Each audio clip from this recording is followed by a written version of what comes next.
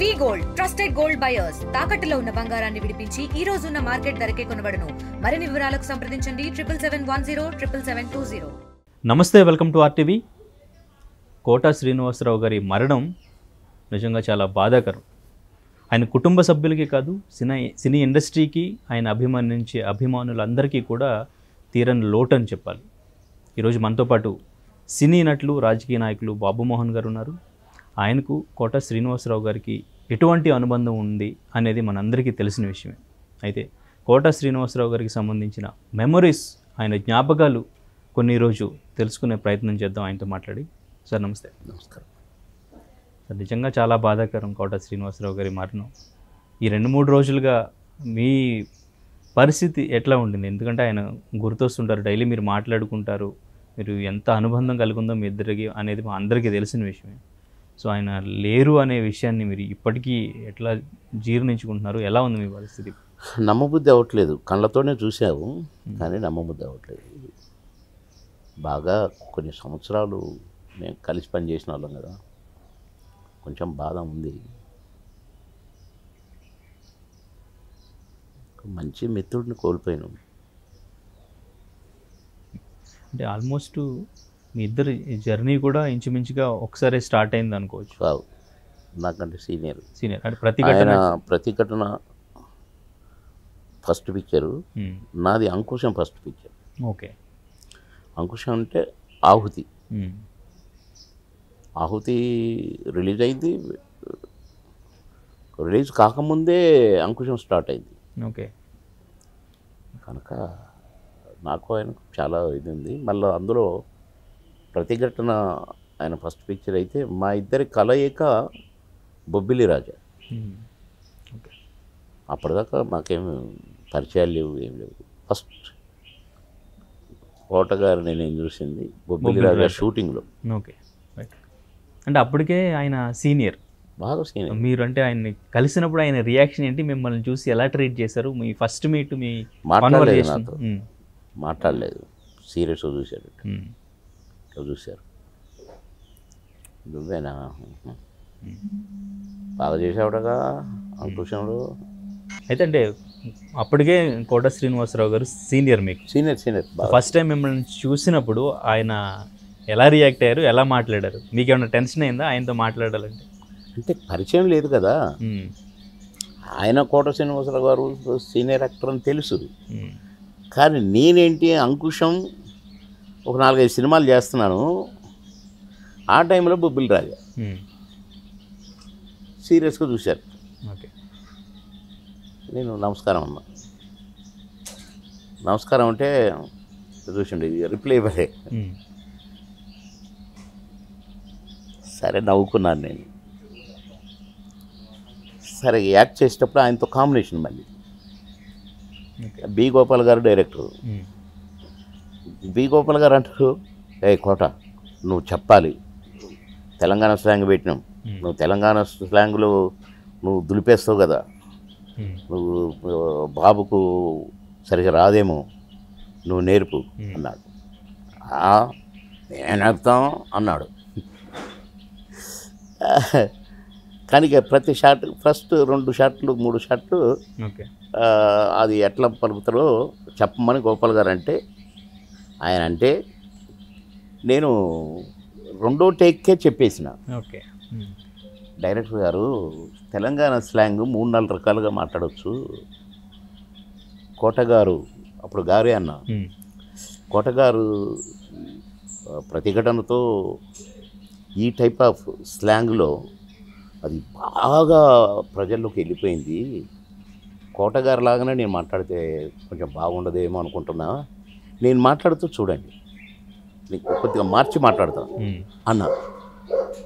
అంటే మార్చి ఇట్లా చూస్తున్నాను నన్ను. అరే ఏంటి ఈయన ఇట్లా చూస్తున్నాడు, నేను ఈ సినిమా అయిపోయి ఒక గొడవ అయిద్దా ఏమి అని అంత భయపడిపోయినా. నేను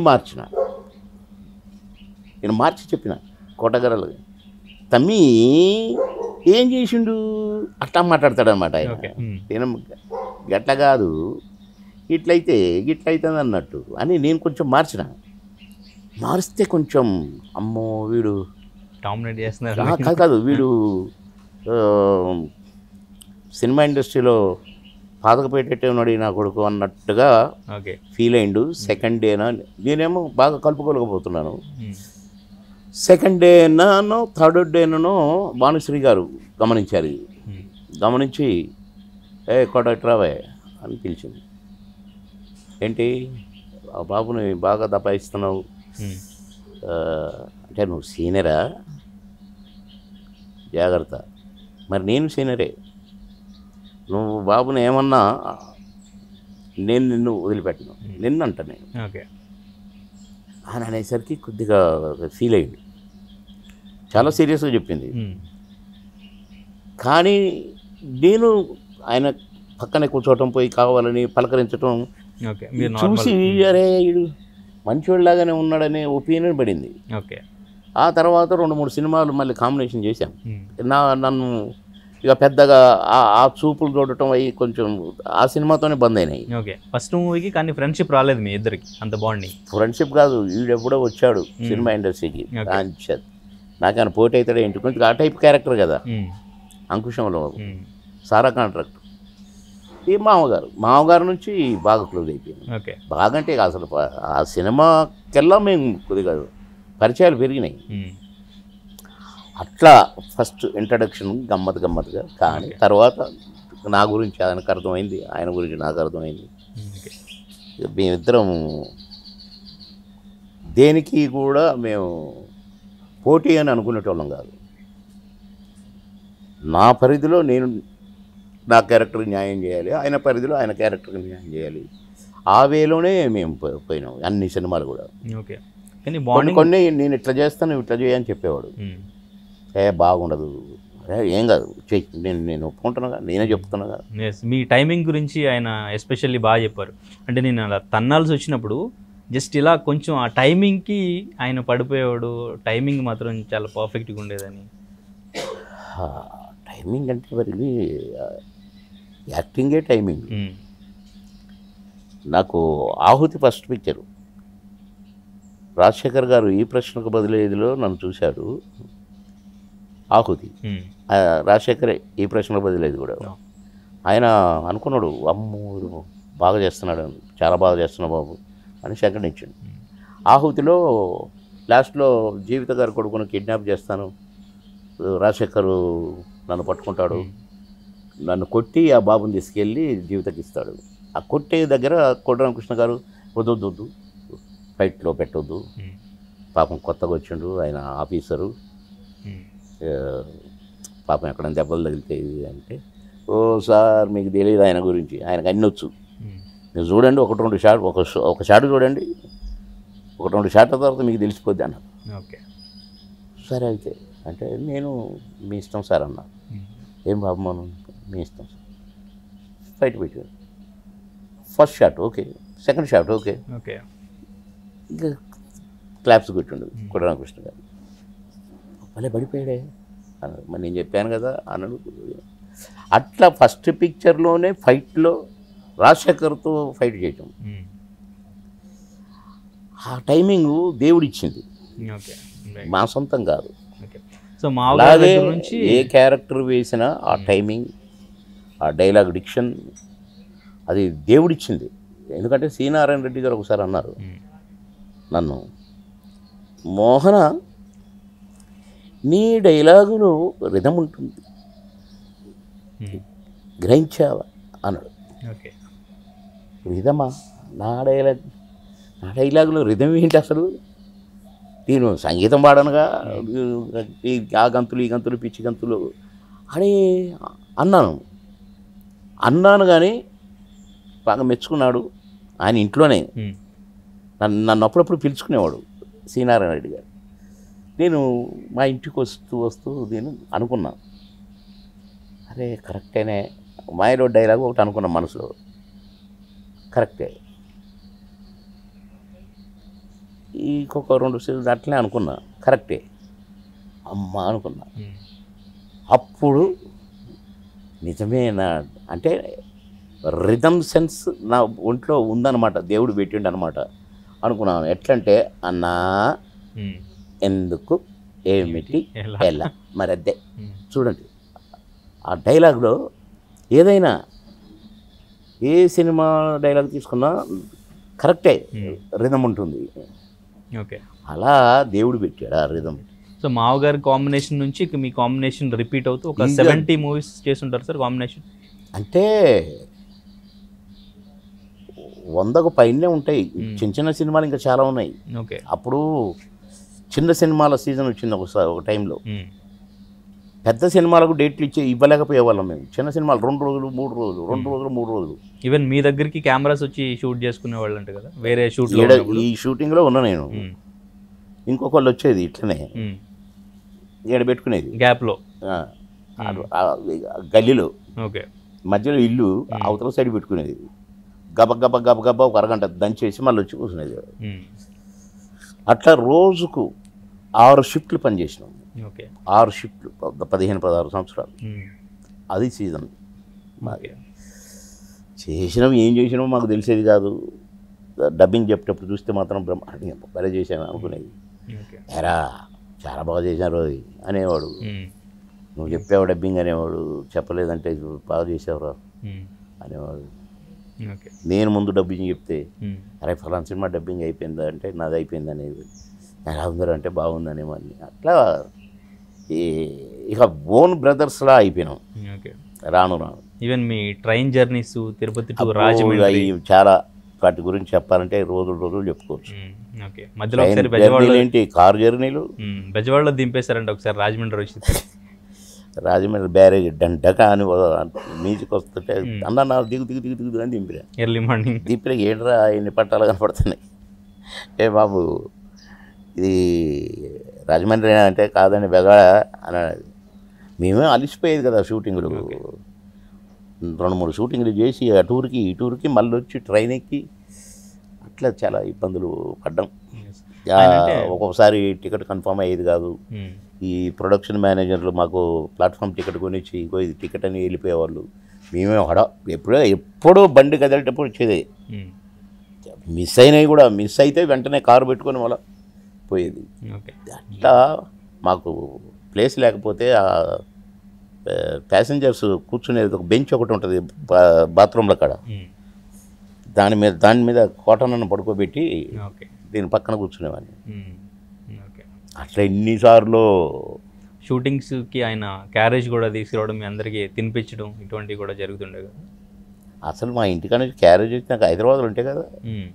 హైదరాబాద్లో 4-5 షూటింగ్లు ఒక పూట ఉంటే సాయంత్రం కల్లా మళ్ళీ ప్రయాణమే కదా. ఓకే, ఫ్లైట్ అయితే ఫ్లైటు, ట్రైన్ అయితే ట్రైను లేదా కారు.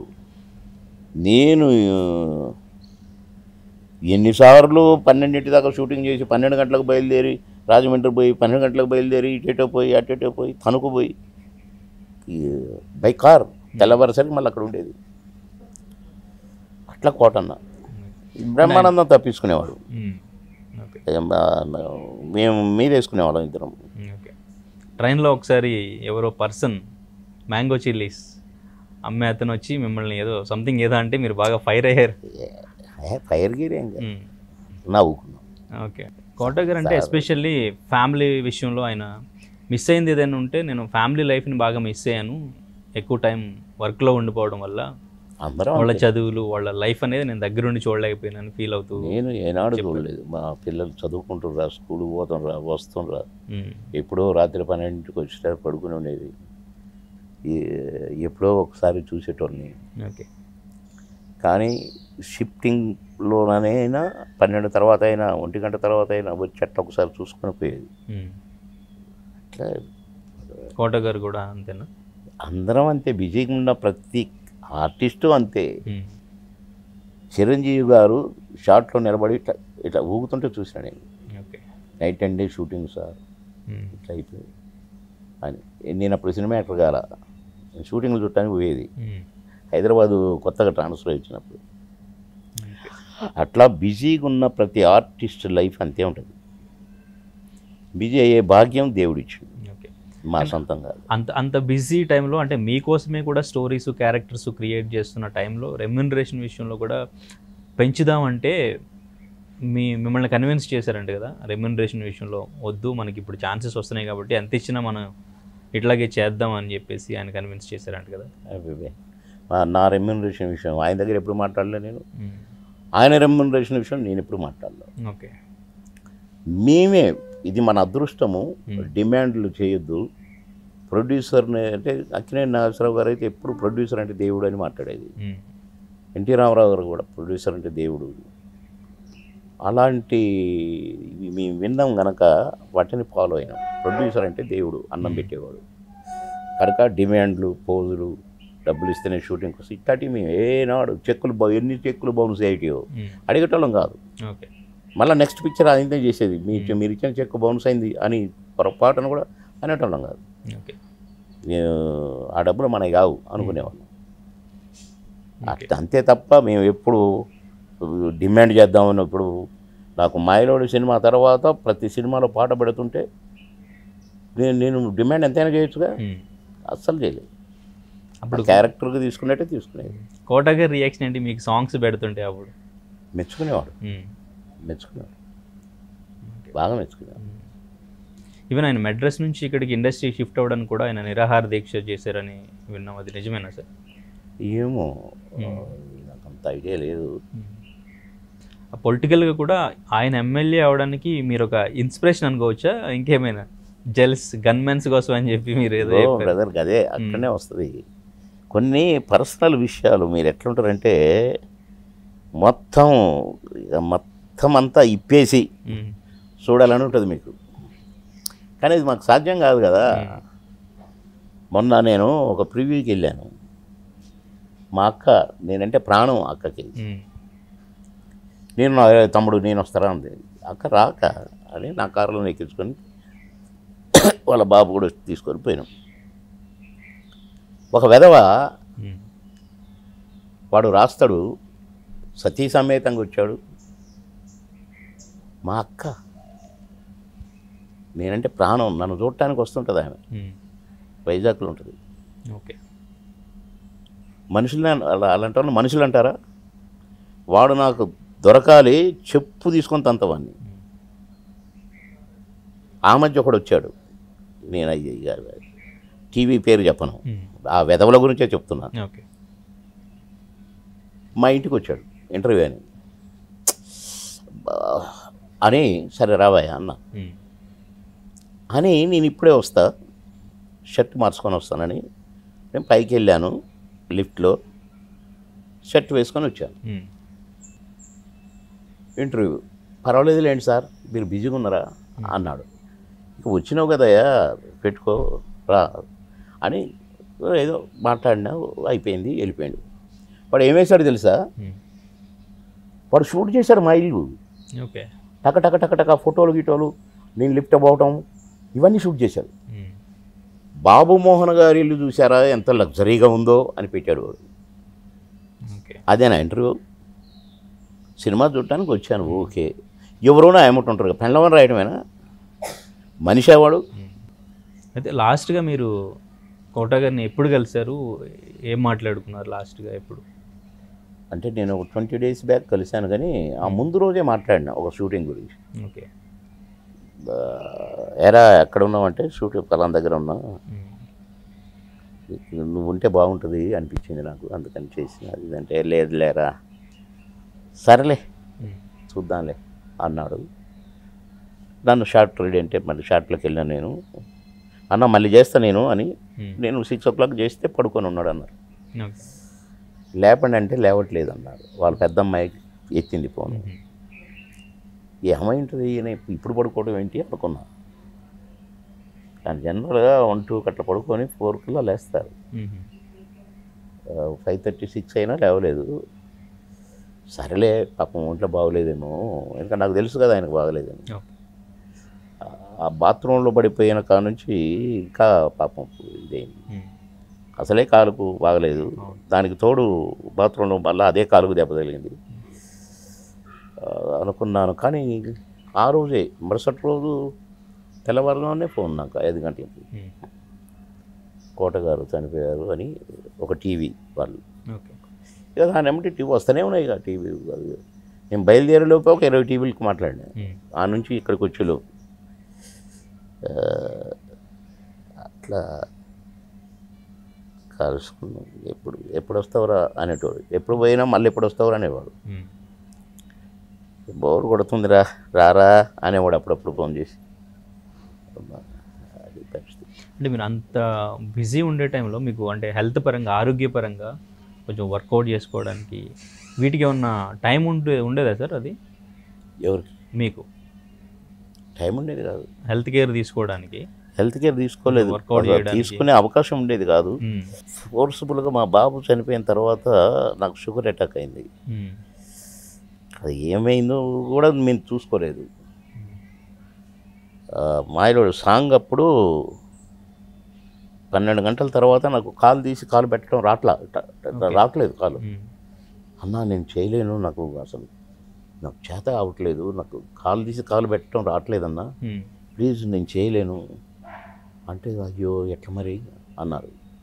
ఎందుకంటే 2 రోజులు అయిపోవాలి సాంగ్. ఓకే, రెండో షాట్ లేనే లేదు, అన్నీ ఒక షాట్ ఓకే షాట్. అయ్యో ఏం ఓకే అన్న, అసలు నన్ను రిహార్సల్ కూడా చేయనట్లేదు, ఎందుకన్నా ఇది సాంగ్ షూట్ చేయటం అంటే, మీకు తెలియదు బాగా వస్తుంది అన్నారు.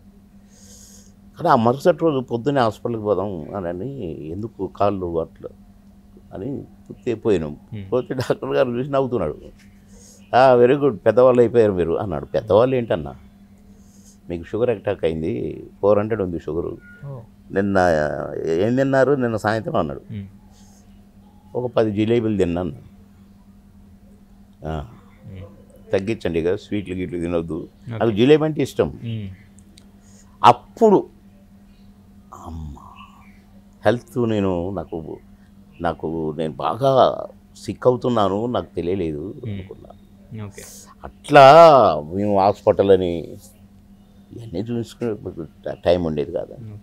కోట గారు ఆయన విషయంలో ఎట్లా ఉండే సార్? ఫుడ్ విషయంలో కానీ ఎటువంటి జాగ్రత్తలు తీసుకుంటారు? బ్రహ్మాండంగా భోంచేస్తాడు. ఇక పచ్చళ్ళు ఉంటే ఒకసారి ఒక షూటింగ్ ఈవి సత్యనారాయణ గారిది ఏదో షూటింగ్ రాజమండ్రిలో, మమ్మల్ని ఆ రాజు గారు ఒక ఆయన మమ్మల్ని భోజనానికి పిలిచాడు ఒకరోజు. పచ్చళ్ళు ఒక 20 పచ్చళ్ళు జాడీలు పెట్టారు.